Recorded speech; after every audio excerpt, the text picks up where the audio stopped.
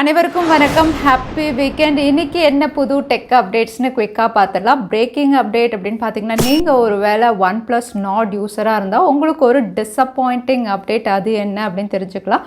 Facebook, Instagram இந்த ரெண்டு ஆப்பையும் வந்து ஒரு மாதத்துக்குள்ளே யூரோப்பில் பேன் பண்ண போகிறதா தகவல் வெளியாயிருக்கு. அது ஏன் அப்படின்னு பார்த்துடலாம். நத்திங் ஃபோன் 1 இதோட ஃபாஸ்ட் சார்ஜிங் சப்போர்ட் ரிவீல் ஆயிருக்கு. ரெட்மி K50i இதோட பெர்ஃபார்மன்ஸ் ஸ்கோர் எல்லாமே பார்த்துடலாம். டெக்னிக்கல் நம்பர் 880ல் இன்றைக்கும் பேடிஎம் கான்டெஸ்ட் இருக்குது. டீட்டெயில்ஸ் எப்போ மாதிரி உங்களுக்கு டிஸ்கிரிப்ஷனில் இருக்கும், நீங்கள் செக் பண்ணிக்கலாம். சேனலுக்கு ஃபஸ்ட் டைம் வந்திருக்கீங்க அப்படின்னா என் பேர் வானா, இது டெக்னிக்கல் சென்னை. அனைத்து டெக் செய்திகளும் தமிழில்.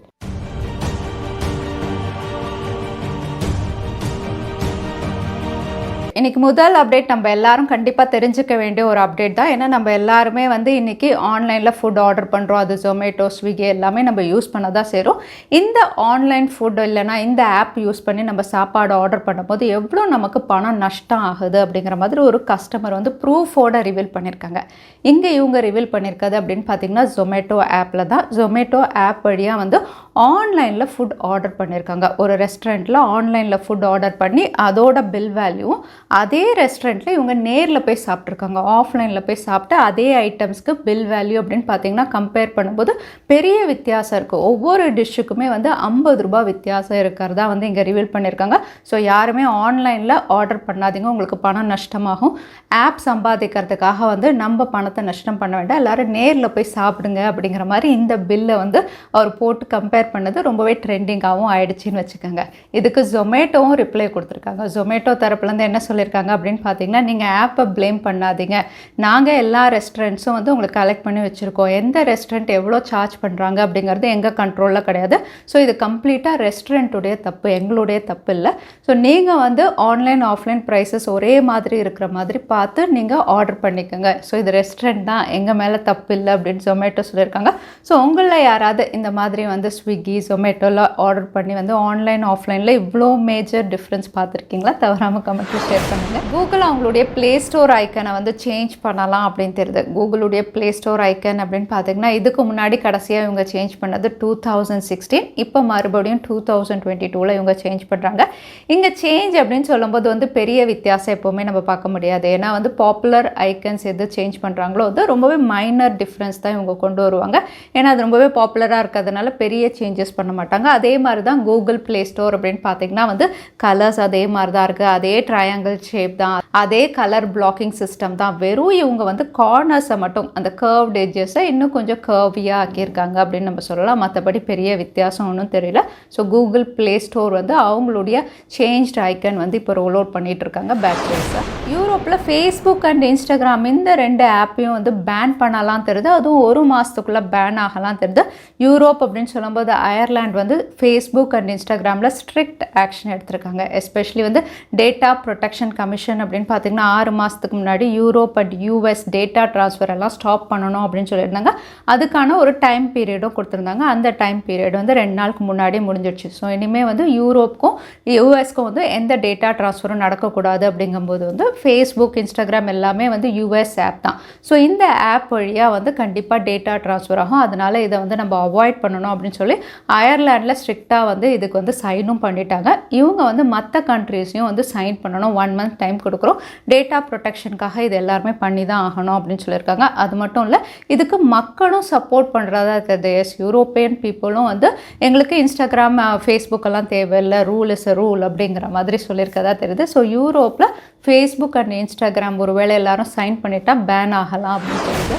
சாம்சங் அன்பேக் ஈவெண்ட்டில் லான்ச் ஆக போகிற லிஸ்ட் டிவைஸ், அதுக்கப்புறம் சில ஃபீச்சர்ஸும் ரிவீல் ஆயிருக்கு. எங்கள் டிவைஸ் லிஸ்ட் அப்படின்னு பார்த்தீங்கன்னா எப்போ மாதிரி இந்த வாட்டியும் 4 ப்ராடக்ட்ஸ் இவங்க லான்ச் பண்ணலாம் தெரியுது. ஃபோல்டபுள் அப்படின்னு சொல்லும்போது Fold 4 அண்ட் Flip 4. அதுக்கப்புறம் வாட்ச், கேலக்ஸி வாட்ச் 5 உங்களுக்கு கொண்டு வரலாம். பட்ஸ் அப்படின்னு பார்த்தீங்கன்னா சாம்சங்குடைய பட்ஸ் 2 ப்ரோவும் லான்ச் ஆகலாம் அப்படிங்கிற மாதிரி இந்த 4 மானிக்கர்ஸ் ரிவீலாக இருக்குது.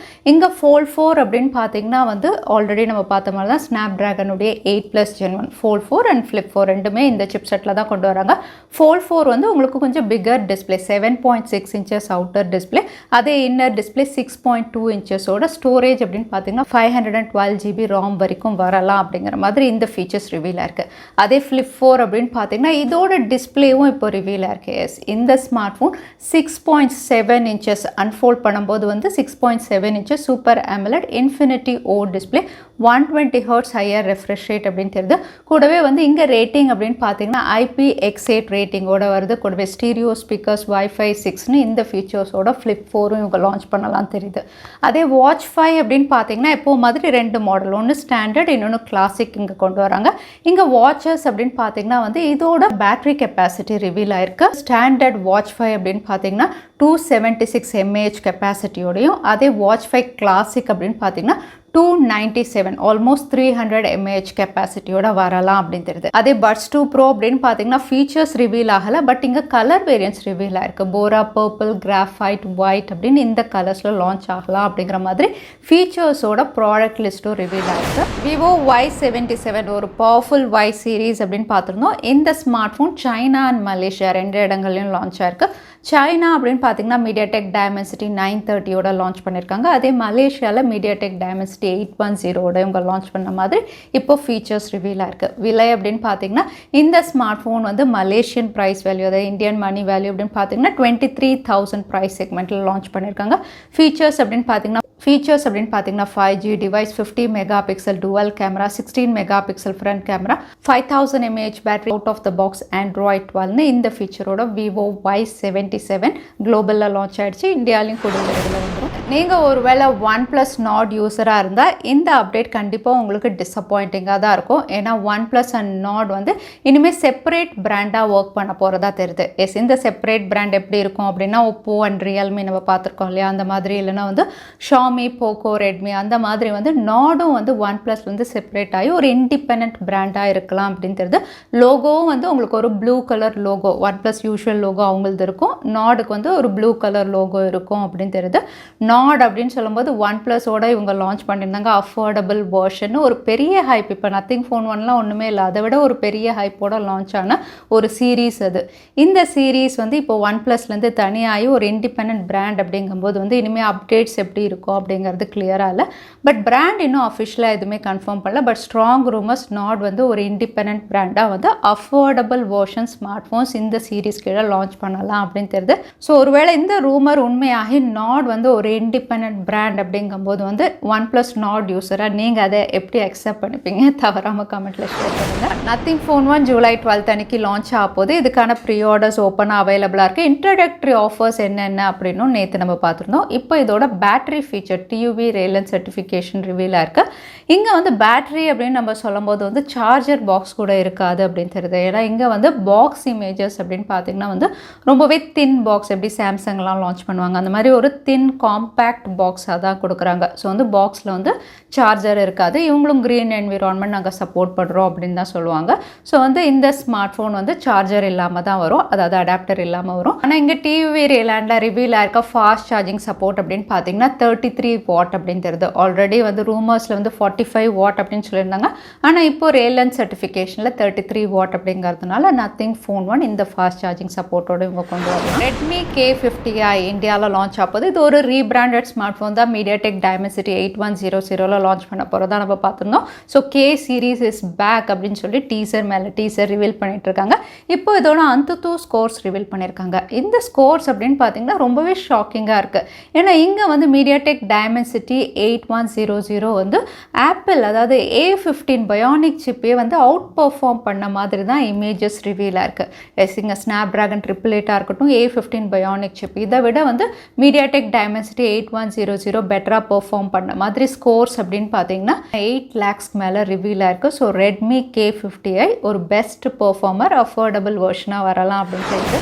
அடுத்ததான் எனக்கு பேடிஎம் கான்டெஸ்டான கேள்வி என்னன்னு பார்த்தலாம். சாம்சங் உடைய Flip 4 இந்த ஸ்மார்ட் ஃபோன் என்ன IP ரேட்டிங்கோட லான்ச் ஆகலான்னு இந்த வீடியோவில் சொல்லியிருந்தேன். அதுதான் எனக்கான கேள்வி. இந்த கேள்விக்கான பதிலை கீழே #Technical Chennai எந்த டைம் ஸ்டாம்பில் அந்த பதிலை நான் சொல்லியிருந்தேன். அதுக்கப்புறம் பதில் டைப் பண்ணுங்கள். வின்னரை நாங்கள் ரேண்டமாக சூஸ் பண்ணுவோம். ஸோ லாஸ்ட் டைம் இருந்த பேடிஎம் கான்டெஸ்டான கேள்விக்கான பதில் லாக்டவுன் மோட். நிறைய பேர் சரியான பதில் சொல்லியிருந்தீங்க. அதில் வின்னர் வந்து ஆதி. கங்க்ராச்சுலேஷன். இமெயில் வழியாக எங்களை காண்டாக்ட் பண்ணுங்கள். தவறாமல் யூடியூப் லிங்க்கும் அனுப்புங்க. உங்களுக்கு பேடிஎம் கிஃப்ட் வச்சு வந்து சேரும். ஸோ இன்றைக்கி டெக் அப்டேட் டுடே கடைசிக்கு வந்தாச்சு. வீடியோ பிடிச்சிருந்தா லைக் பண்ணுங்கள், ஃப்ரெண்ட்ஸோடையும் ஷேர் பண்ணுங்கள். இன்னொரு வீடியோவில் பார்க்குறேன். Stay safe, stay happy.